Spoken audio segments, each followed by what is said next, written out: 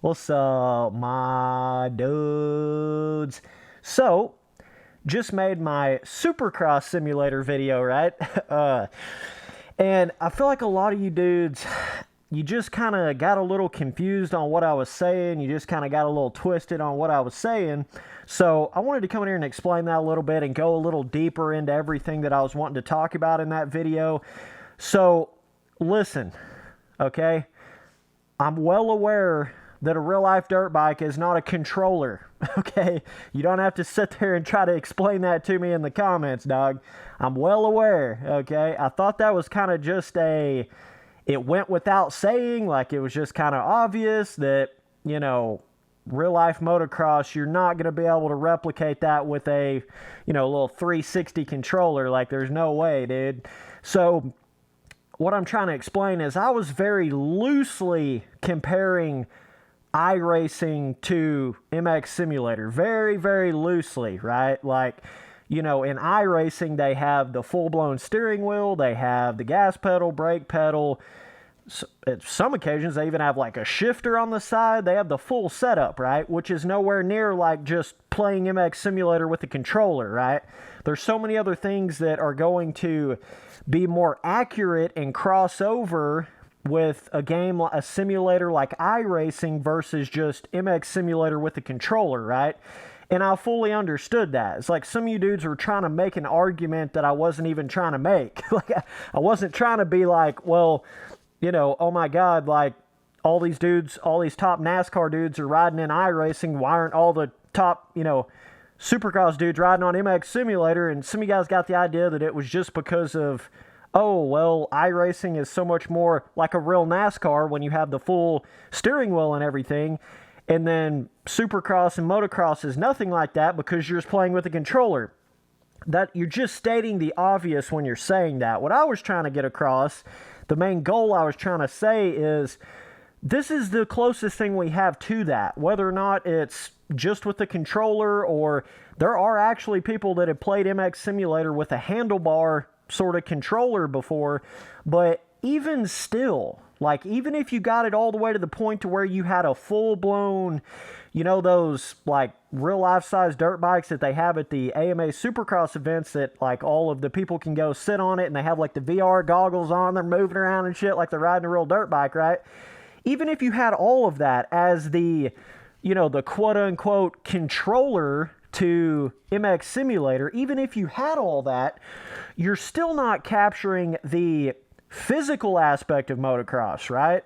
Like, motocross is kind of that perfect mix between, you know, physical man and machine, whereas car racing is pretty much all machine. Yeah, there's some to the steering, right, physical, but motocross is that perfect in between, right? It's like in between a bicycle and a car, right? You're in between, you know, machine and physical. So there's no way you're ever going to be able to really get a, like, as accurate as, you know, iRacing to NASCAR to a dirt bike. There's no way you're ever going to be able to get that, right?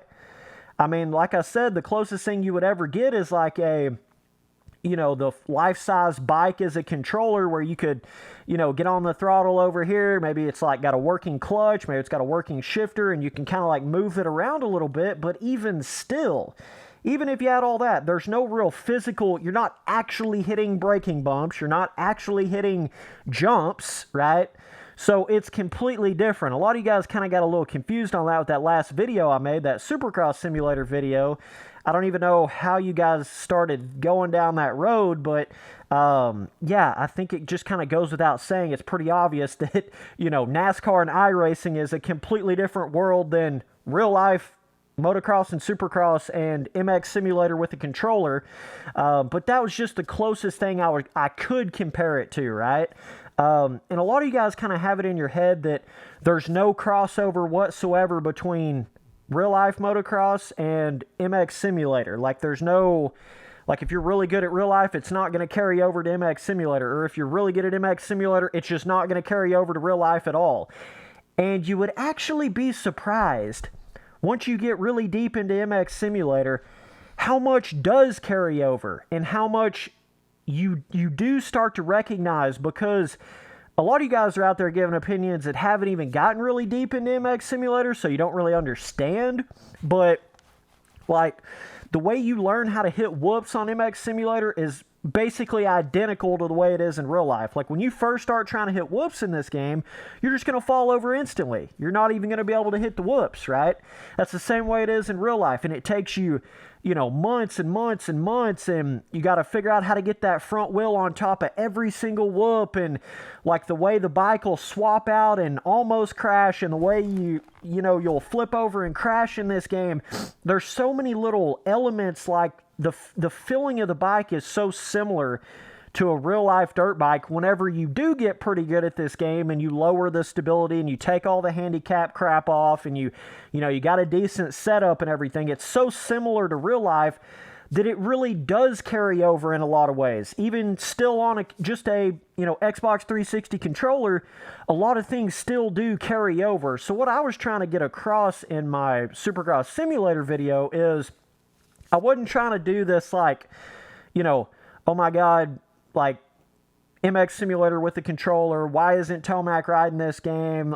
Because of, oh wow, I didn't even recognize that it's with a controller and not like, a life-size bike that's like, dog, like I fully understand it's not like iRacing in that sense. No kind of sport like motocross is going to be as easy to replicate in a game like a just car, like NASCAR racing or whatever, because with NASCAR racing, all you really need is a steering wheel, gas pedal, brake pedal, screens all around you, and that's it. It's basically all you need, right? So, but motocross is not that simple. So it comes down to, if you're going to come in there and say, oh, well, the reason why, Tomac and Roczen don't play MX Simulator is because it's with a controller and it's nothing like iRacing. Like, dog, I fully understand that, okay? But give me an alternative. What's the alternative? There is no other alternative when it comes to a motocross simulator. You're not going to get it any more realistic than MX Simulator. And from what I've seen, there's not really any of these big things where you can get on a life-size dirt bike inside of, and like use it as a controller on MX Simulator and, have the throttle on the side. That's just not even a thing right now. So this is all there is what I'm saying. Like, yeah, in a perfect world, you would have something like the full-blown setup, but what I was trying to get across the most, though, is, like, I still think there would be a benefit for, a Tomac or a Roczen or any of those kind of dudes to learn MX Simulator, even if it is with a controller. There's still a massive benefit that a lot of you guys are not taking into consideration. There's still a massive benefit in the side of, see, the game is so similar to real life, right? And the fact that with these pro races in this game, they're going to every single replicated Supercross track round before it actually happens in real life, right? They build it completely off of the track map. So they go in there and build the whole track. And you could just imagine in your head, if you took the time to learn MX Simulator, right? And you kind of knew like how the bike was. All the bikes in the game are based off of real life dynos and power curves, and you got suspension setup stuff in the game. It's really deep in a lot of those different aspects. And that's what I mean by how there's certainly things you could do with MX Simulator, like getting in there and learning the new replica track layout before you go racing it in real life, learning that new whatever Anaheim 1 track layout, 2020 Anaheim 1 track layout before you go race it in real life, just to learn the layout. That for sure 100% would be a benefit for Tomac and Roczen and some of these bigger title sponsors.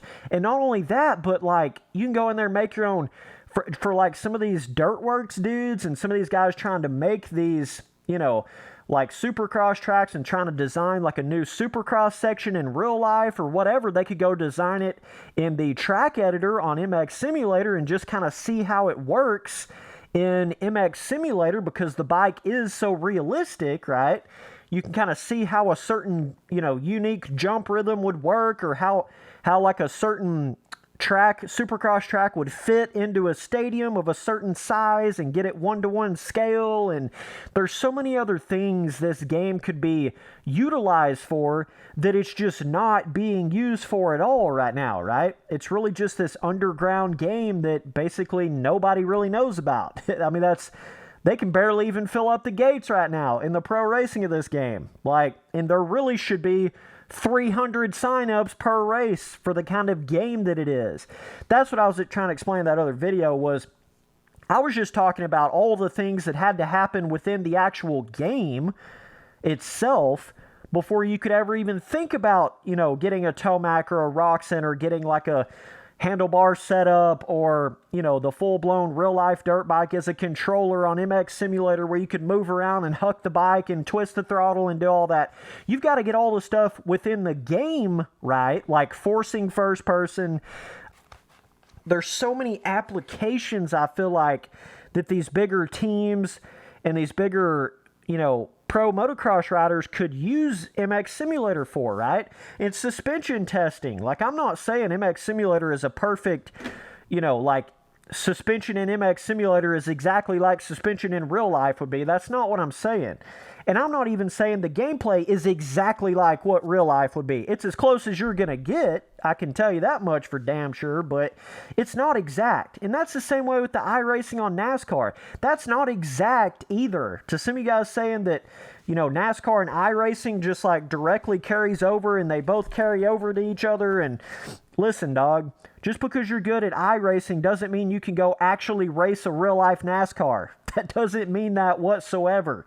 You know what I mean? There's still a real-life element, even to NASCAR or any of those things that they're doing on iRacing. There's still a whole nother level of real-life racing in a car. You've got actually real-life danger. You got real-life fear. There's none of that in a simulator, right? And it's the same way with MX Simulator. There's no fear really in this game to crashing like there would be in real-life motocross or supercross. But I'm just saying, some of you guys acting like iRacing is just an exact replication of real-life NASCAR, and if you're good at iRacing, you're going to be good at real-life NASCAR, and vice versa. It's not like that. There's still differences even with that, even with the car racing simulator. There's going to be differences no matter how you do it. It's never going to be as exact as the real thing, right? And with motocross, it's even harder to get it as exact as the real thing because you've got a physical aspect. You've got motocross is, physical and machine. So I don't know how you would ever do it, really, right? But I'm just saying you've got to kind of take what you can get. If there's no other alternatives, then I still to this day think, like I'm saying, there would be a benefit for a Tomac to learn MX Simulator or Barsha to learn MX Simulator on their downtime when they're not riding in real life, right? It doesn't really get advertised like it should. There's all these other elements that has held MX Simulator back over the years. So what it's turned into is this little underground game that you got to look hard to even find this game. You know what I mean? You can be a big motocross fan, big motocross gaming fan, and if you're not looking for this game, you're not going to find it. That's what I mean by how if you could broaden that advertising spectrum and get the professional racing actually professional in this game and not have all the weird, pyramid scheme bullcrap that RF does in this game, the professional racing organization, if they actually got professional force first person, ban cheaters out of the game forever, all these other things, and then it started getting more advertisement behind it, then it would open up the eyes for a Tomac or a Roxen to be like, man, maybe I should learn that simulator, even if it is just a video game, even if I am just playing it with the controller.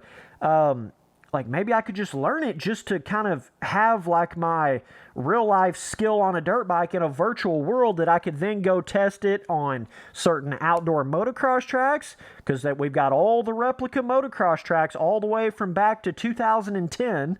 We've got all the replicated supercross tracks. I mean, there is tens of thousands of tracks in this game. You've got all of the replica stuff of all the years. If you want to go in there and test how a certain bike with a certain suspension setting is on sand, there's all different kinds of tractions in this game. The sand actually feels like sand in this game compared to hard packed or compared to brownie mix dirt track. So you could go in there and test all different kinds of other things in that sense. That's what I mean. There's so many things that this game could be utilized for in the real life motocross realm, right? With big teams and, you know, big top riders out there. And it's just not, it's like nobody even knows what the hell this game even is. You know what I mean?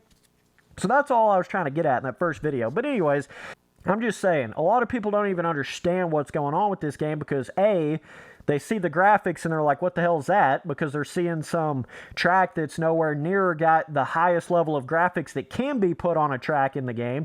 You know, it all depends on what kind of track you're on. You could get on some dude's random custom track or some stock track in this game from 2007, and it's going to look like Play-Doh. Or you could go in there on the Nicholas Sandbox 3D scanned Supercross track, and it's going to look like MX Simulator 25,000, right?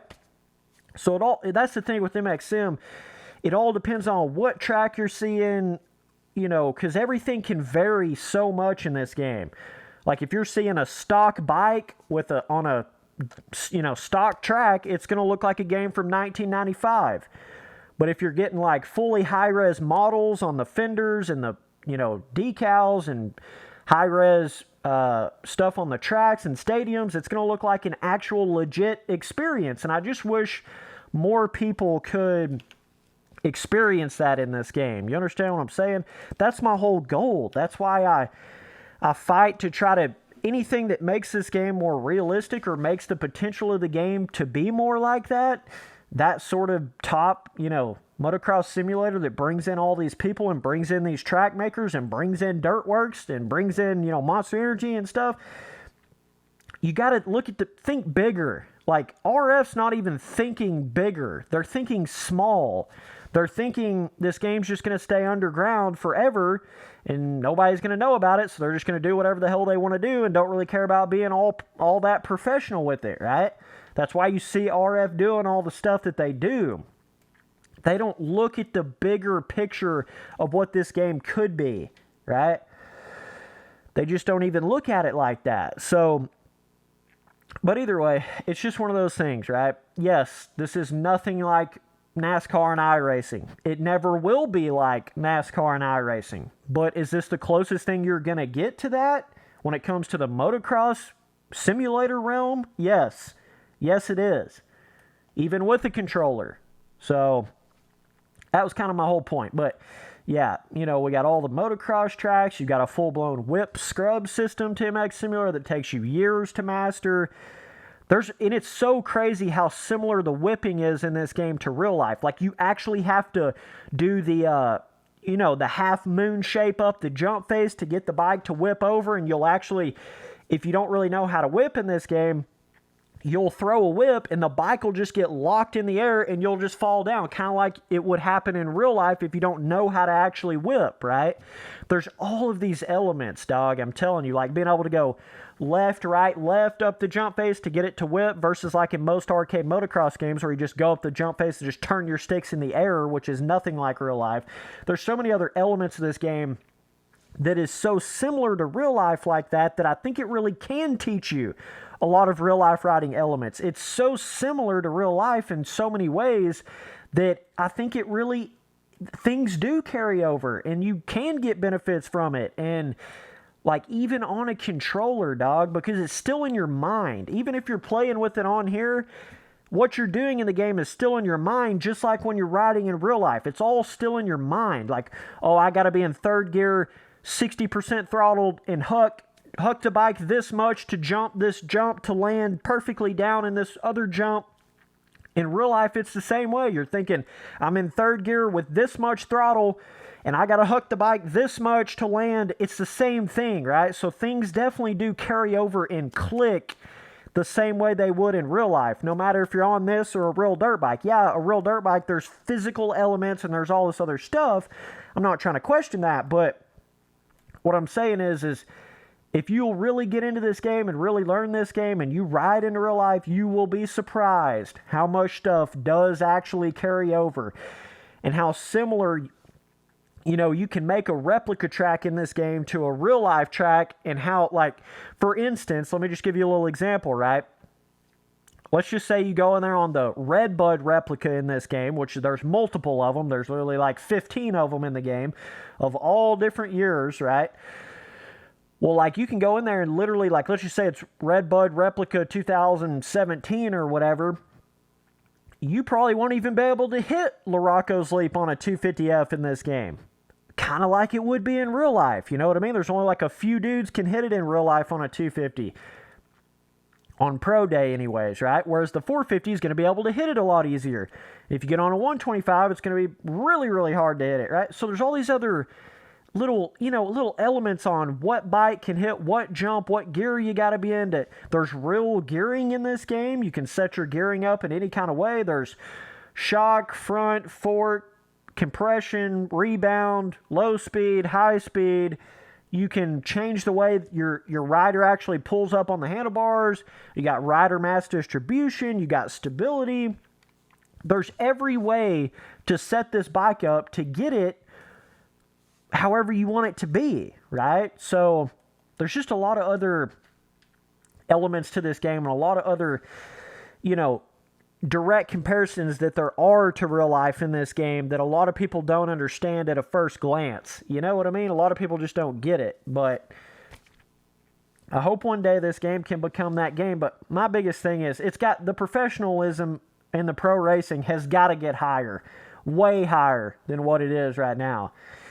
You can't just have a bunch of these dudes that are just acting like they're above the law, above the rules of the game, and just doing whatever the hell they want. You can't have that kind of stuff in a paid professional racing series of a game, in an esports series, right? You just can't have that stuff. And it's one of those things, either you're going to be the track maker for the pro racing in the game, or you're going to be the person that dictates all of the suspensions and protest in the game, or you're going to be a competitor. You can't be both, RF. Stop trying to be the track maker for the pro racing and be a competitor at the same time. Stop trying to be somebody that handles all of the protest and suspensions and participate in the racing at the same time. You can't do that. That's not professional, dog. There's no dignity to that. There's no fairness to that, right? And the first time, a newcomer sees that to this game, they're going to completely lose all thought of it being professional at that point, right? So there's just like, a handful of things. And then the qualifying servers that allow anybody in there. You can literally be a nobody, be an amateur, and you're in there in the qualifying server when we're trying to qualify for the pro races. Like, you're going to have to get that crap fixed. There's no way you could have that with a Tomac or a Roxon in here. All these little things, you would do it if, let's just say, Tomac and Roxon really did want to come to this game and Monster Energy really did want to come to this game. You would do all these things I'm saying. Force first person, actually permaban cheaters like Rush Chapman. Get your qualifying crap together. Get your track designs graphically better. You would do all these things I'm saying. That's the funny part about it, RF. If you want to get mad at what I'm saying or disagree with me or whatever, just watch. If a Tomac or a Roxon really does come to this game, or Monster Energy really does come to this game, you would do every single one of these things I'm saying. Every single one of them. And if you don't, it's just going to hurt you. It's just going to make them not really want to get into the game. I'm just telling you, dog. Just telling you. So, either way, appreciate you guys watching all the videos. Later, dudes.